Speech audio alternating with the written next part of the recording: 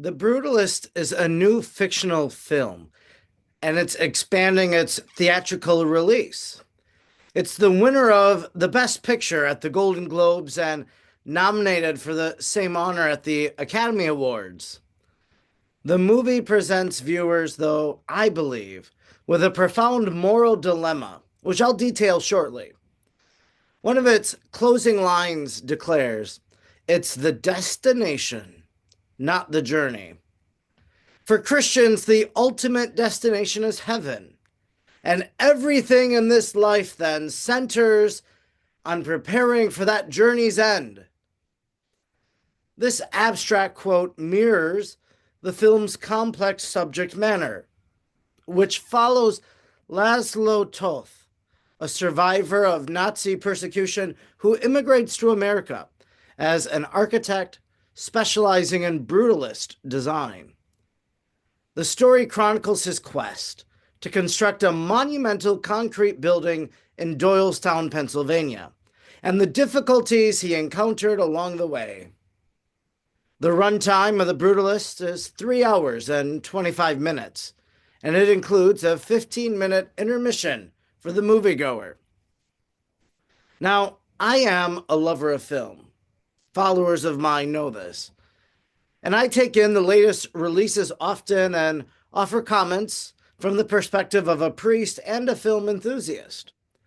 If a movie is popular, I try to see the movie without being influenced by the thoughts of others, as expressed on podcasts that I listen to, like The Town or NPR Pop Culture Happy Hour.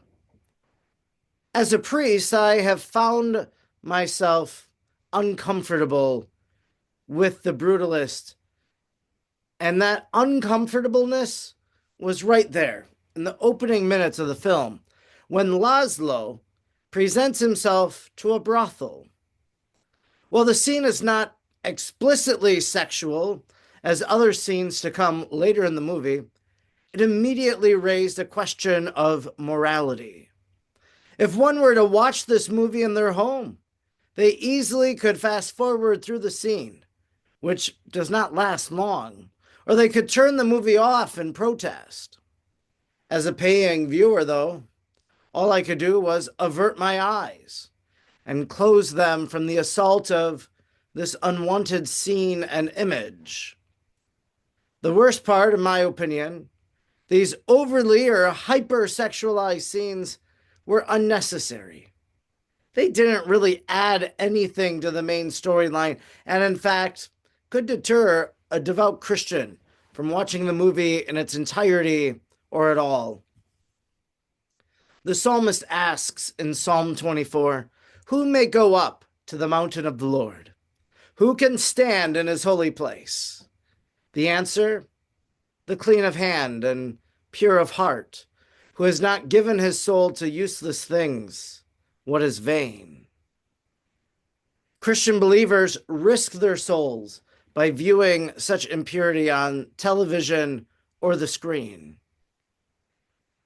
After all, Jesus proclaimed, "Blessed those who are pure of heart."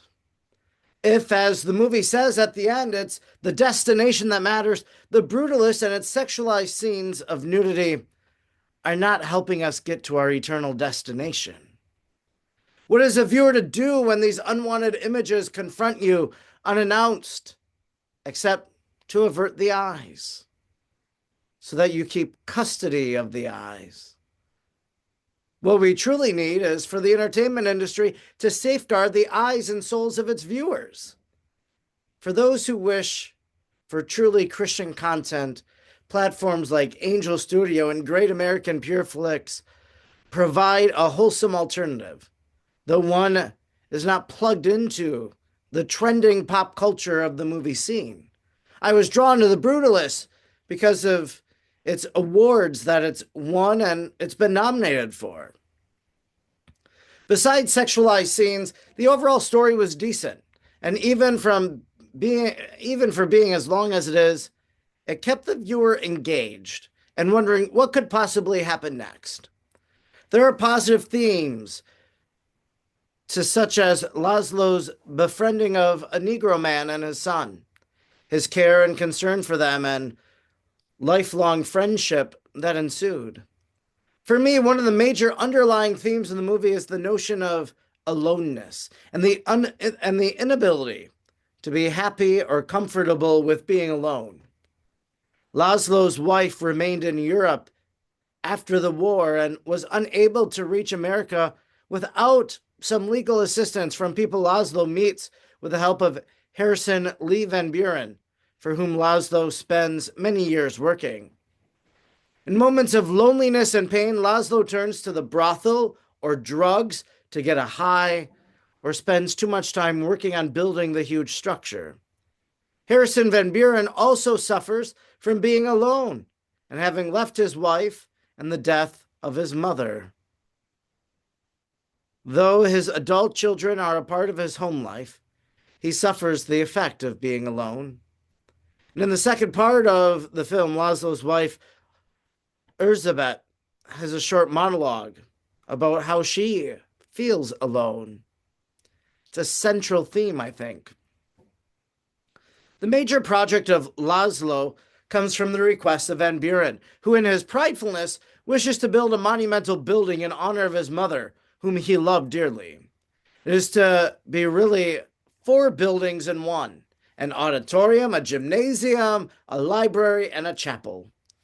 Laszlo, as a Jewish man, seemed uncomfortable at first building a Christian chapel and didn't think the property had a place for it. But funding necessitated it. It is this chapel that plays an important part in the end of the film and hints at a longing for the film's characters to experience redemption. Each one had an interior struggle they had to face and had their own sins for which they needed to atone. The image of the cross portrayed on the altar stood as a vivid symbol of the redemption that this movie desperately needed, and the redemption we hope to have so we can reach our eternal destination.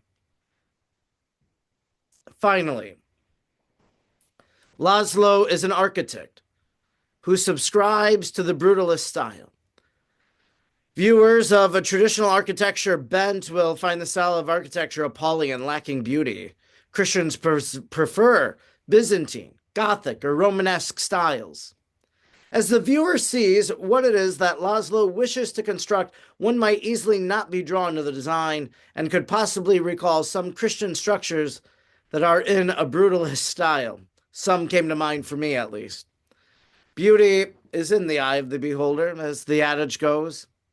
Some might look at the brutalist structure and believe it to be beautiful.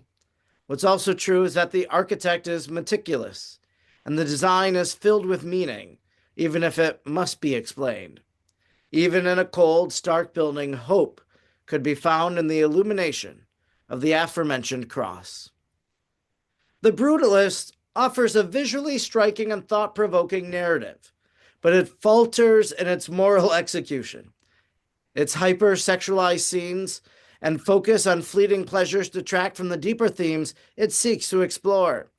While the final quote, "It's the destination, not the journey," resonates with Christian ideals, the film itself becomes an obstacle for those striving toward heaven. As a Catholic priest and film enthusiast, I urge filmmakers to create stories that uplift and guide viewers toward their ultimate destination, rather than steering them off course.